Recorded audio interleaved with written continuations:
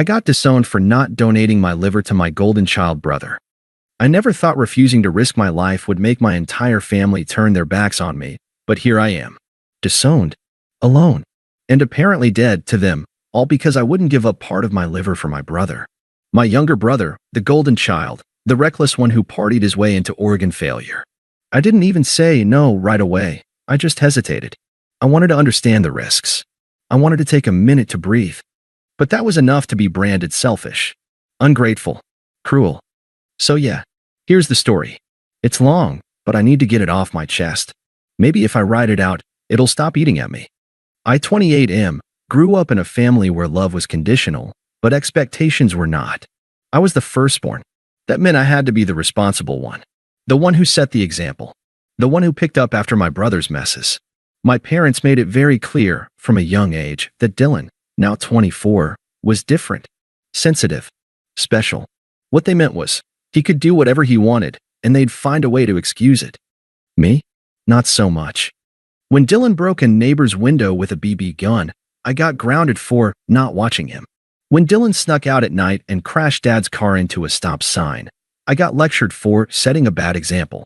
When he got caught stealing from the convenience store down the road, my mom literally told me it was because you're so cold to him, he's desperate for attention. That was the pattern for, well, most of my life. By high school, Dylan had already started dabbling in drugs and alcohol. By college, his third attempt, he was a full-blown addict. He dropped out twice. My parents covered it up, made excuses to relatives, sent him to a cushy rehab facility out of state, and kept insisting he just needed more time to find himself. Meanwhile, I worked. I got a job at 16 to help pay for my own books and clothes. I got into college with scholarships and never asked my parents for a dime. I studied business and took freelance gigs just to stay afloat. I wasn't a genius or a star athlete like Dylan, but I was stable. Boring, according to my mom. I moved out at 23, got my own place, and found a decent job in logistics. Wasn't glamorous, but it paid well and I actually liked the structure. My girlfriend at the time, Maya, and I had been together for about a year and were thinking about moving in together. For once, it felt like I was building something of my own. Then came the call. It was a Wednesday. I remember that because I had just gotten out of a really annoying midweek team meeting. My phone was blowing up with missed calls from my mom. I called her back, assuming it was something stupid, like a printer not working or her forgetting how to use the microwave again. But this time, her voice was trembling. She told me Dylan had collapsed at a party and was in the ICU. Liver failure. Complete system crash. The doctors said he was looking at a transplant, and that time was running out. I froze. I didn't even know what to say. I think I asked, "Is he going to be okay?" Mom's answer, "That depends on you." At first, I didn't understand what she meant. Then she launched into the whole thing. Living liver donors. Partial transplants. Compatibility. She said they'd already spoken to the doctors, who said immediate family members were the most likely candidates. They were too old to donate themselves, so that left me. She didn't even ask. She just assumed I would say yes. She started scheduling a test appointment before I even responded. I told her to slow down, that I needed to process everything. And that's when the tone shifted. Suddenly, I was the problem. "You're being selfish," she snapped. "This is your brother's life." I didn't say no, I told her. I need to understand what this means." "You want him to die?"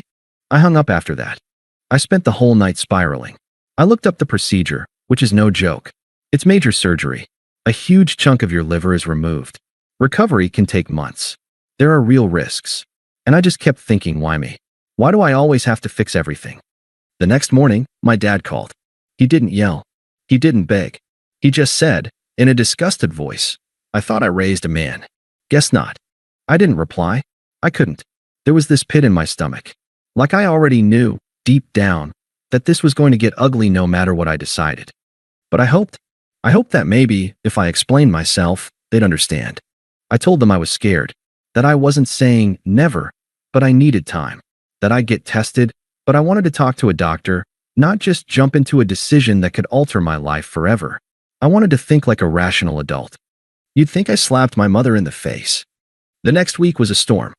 I got calls from every relative, aunts, uncles, even cousins I hadn't spoken to in years, all saying variations of the same thing. "How could you do this to your brother? Dylan's friends posted about it on social media. Subtle jabs. Some people would rather watch family die than be inconvenienced. My mom posted a photo of Dylan in his hospital bed. Her caption, "Still praying for a miracle, since even family has abandoned him." I wanted to scream. I tried to defend myself in the comments just once and got drowned in hate. People told me I was evil, cold, a sociopath. I deleted my Facebook the next day. That was 3 weeks ago. The last message I got from my mom was short and brutal. "We had a family meeting. You are no longer considered part of this family. We are removing you from all group chats, photos, and gatherings. Don't contact us again." I didn't reply. I haven't talked to Dylan since before he went into the hospital. I don't even know if he's still alive. Part of me hopes he pulls through. I don't want him to die. I can't keep sacrificing myself on the altar of his mistakes. Not anymore. I didn't kill him. I didn't pour liquor down his throat or put pills in his hand. I didn't enable him. I just chose not to risk my own body for someone who has never once cared about mine. And for that, I'm dead to them. After the message from my mom, "You are no longer considered part of this family," it felt like someone flipped a switch. Everything just stopped. There were no more phone calls, no angry voicemails, no relatives checking in, trying to convince me. I didn't get invited to Thanksgiving, Christmas, not even my grandmother's funeral 2 months later. I only found out about it because a second cousin posted a picture of the urn. It was like I never existed. And honestly, at first, I thought maybe that would be a relief. It wasn't. The silence was worse than the yelling. At least when they were angry, I still mattered. I was still something to them. But this was annihilation. My name was scrubbed clean. I'd been replaced with a phantom version of myself, the cruel, heartless brother who left Dylan to die. I couldn't escape it. Even at work, I started noticing whispers. A coworker who was friends with one of Dylan's friends told the team I let my brother die. Another forwarded me a screenshot of a Facebook post where Dylan wrote, "Real family doesn't ask if you're worth saving." I had to go to HR to stop the gossip. They were sympathetic, but it was clear they didn't really want to deal with it. I started working remotely more. Stopped showing up to team lunches. Avoided eye contact in meetings. I was unraveling slowly. Maya, my girlfriend, tried to be supportive at first. She told me I didn't do anything wrong, that I was being gaslit by people who never treated me like a human being. She made me tea, rubbed my shoulders, cooked for me when I didn't feel like eating. But over time, even she started to look tired. She didn't say anything directly, but I could see it in her eyes. The heaviness. The way she flinched every time I brought up my family again. She never signed up for this mess, and now it was taking over every conversation, every dinner, every hour of sleep. One night, she sat me down and said, "I think you need help. Not from me, from a professional." I started therapy the following week. It felt stupid at first, like what was I going to say? "Hi, I'm Jake, and I've been emotionally steamrolled by my entire family for 28 years. But my therapist, Marla, didn't push. She just listened. And for the first time in my life, someone looked at me and said, "That wasn't normal. What they did to you wasn't love." I broke down crying halfway through the second session. I don't even remember why. I think I was just tired of holding it in. Tired of being the strong one. The one who always picked up the pieces without complaint. Things with Maya didn't last. I don't blame her. She tried. I really believe that. But after one particularly bad argument, I think I accused her of abandoning me like everyone else. She packed a bag and stayed at her sister's for a few nights. Then she came back just to get the rest of her stuff. Her goodbye was quiet. No yelling, no drama. Just, "I love you, but I can't be your punching bag." She was right. I let everything turn me into something bitter. Everything hurt. Everything felt unfair. And I didn't know how to process it except by lashing out or shutting down. So yeah, there I was. No family. No girlfriend. No support system. Just me, and the same four walls I couldn't afford to repaint. I stopped checking social media entirely. Every post from an old friend felt like acid. Family barbecues, sibling selfies, new baby announcements. Things I knew I'd never have. Not with my bloodline. There were nights I drank just to sleep. Days I didn't bother showering. I started skipping therapy. I told Marla I was fine. I wasn't. Then came the panic attack. I was at the grocery store, standing in the bread aisle, and some little kid was throwing a tantrum. His mom bent down and said, "I know you're upset, but we don't scream at people we love." I don't know why it hit me so hard, but it did. I left my cart right there, walked out of the store, and sat in my car shaking for 30 minutes. I thought I was dying. Couldn't breathe. Couldn't even open my hands. That night, I called Marla and begged her to take me back. That was the turning point. I went back to therapy, this time seriously. I started journaling, meditating. It felt cheesy, but it helped. I stopped drinking, not even socially. I picked up running instead. I was still a mess, but I was a functional mess. I also applied for a job in another city, Chicago. I didn't even think I'd get it, but I did. And just like that, I left. I left the city I grew up in, the streets I'd walked 1,000 times, the house with the sagging roof and the screaming parents, the place where every corner carried a memory of being told I wasn't enough. I found an apartment near the lake, small, but bright, quiet. No one knew me. No one whispered about Dylan. No one knew I let my brother die. In Chicago, I started over. New job, new coworkers, new identity. I even started going by Jacob instead of Jake, subtle, but it helped. I joined a local board game group, started volunteering at a food pantry on weekends, built a life that didn't revolve around someone else's needs. And after about a year, I met Emily. She was funny, patient, and didn't ask me to explain myself. When I told her about my family, not the whole story, just the outline, she didn't flinch. She just said, "That sounds awful. I'm glad you got away." As I write this, it's been almost 3 years since the disownment. I haven't heard from my parents. Not directly, anyway. But last week, something changed. A message popped up in my inbox from an old cousin, Mark. We weren't close, but he'd always been one of the quieter ones. The ones who stayed out of the drama. His message was short. "Hey, just thought you should know.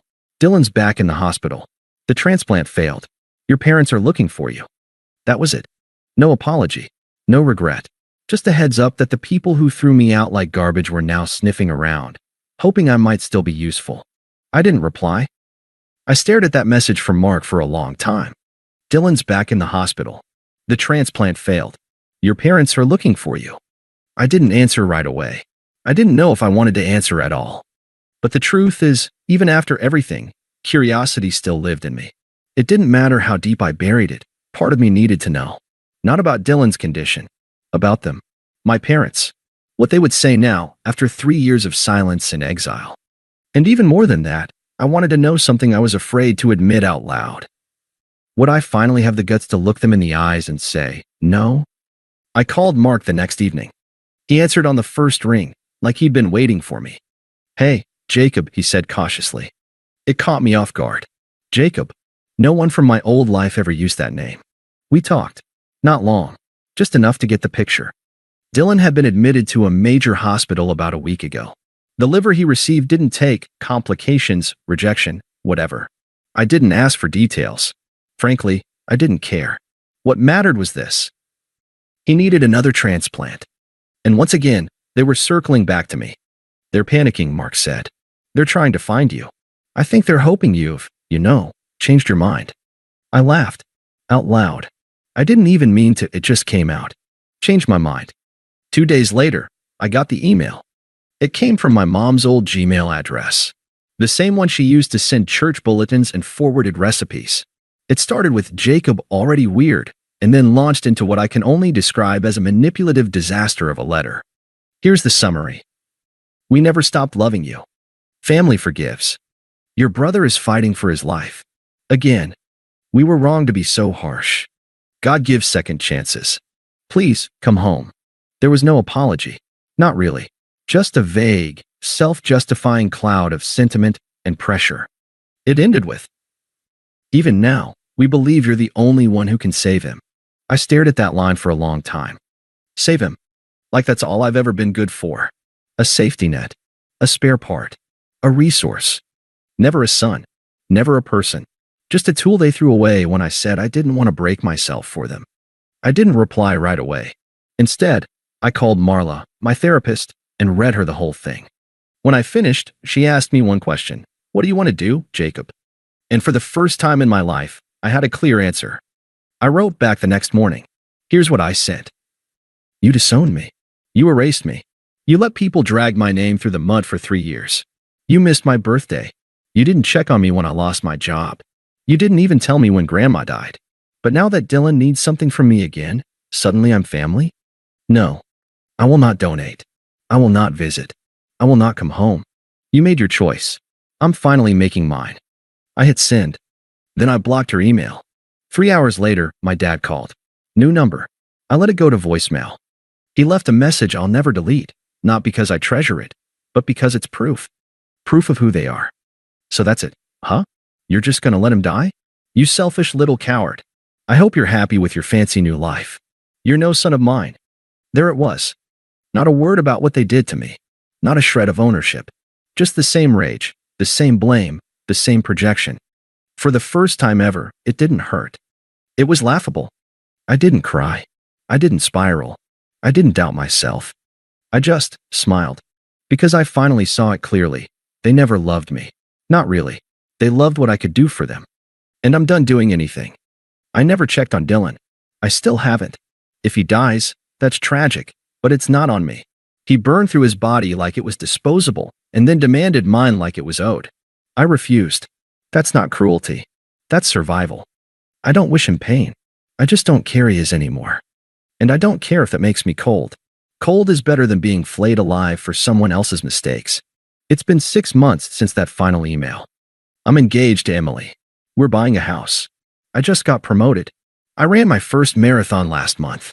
I call my friends brothers now, the kind who show up when you need them, not just when they need something from you. My real family isn't blood. It's chosen, built, earned. And my blood? Well, they're ghosts now. Just a story I tell sometimes. When I survived. Not because I gave them a piece of me, but because I finally stopped. Hey, before we move on to the video, please subscribe to the channel and hit the like button. Thanks.